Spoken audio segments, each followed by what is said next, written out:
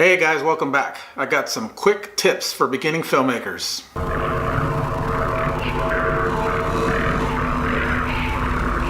So the first tip I have for you is your story. Your story is king. No matter what you do, if you just up completely, your story has to be tight so that your audience will forgive you. You can have noise in the shots, you can have, bad camera angles.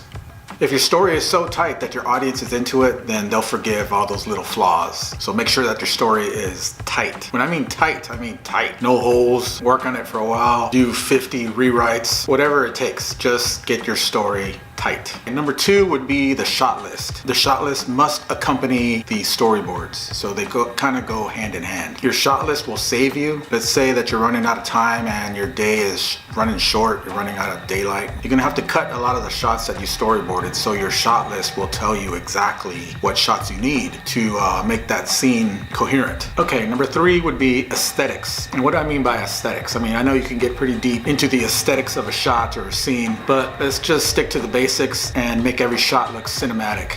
Go check out some movies that you like and look at the background, look at the set dressing, the set design, and all that was put there on purpose. None of that is just a happy accident. Although sometimes you do get some serendipitous accidents, but most of the time, everything that's in a shot is there for a reason.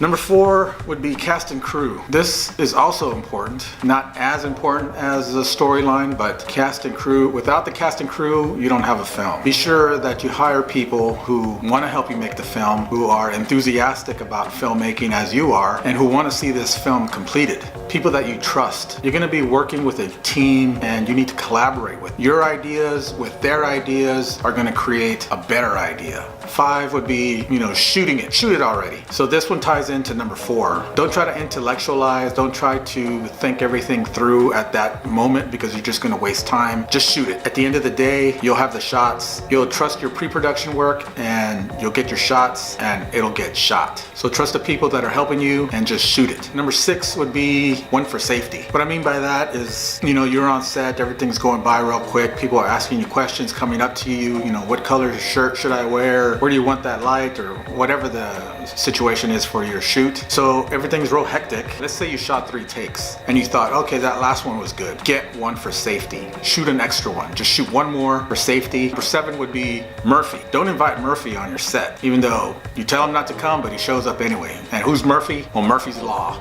If something can go wrong, it will, especially on a set. Something always goes wrong. It's just inevitable. So sometimes you have to push things back in that day that you're shooting. Let's say for some reason you can't get certain shots, maybe you don't have power or something happened, you broke a lamp.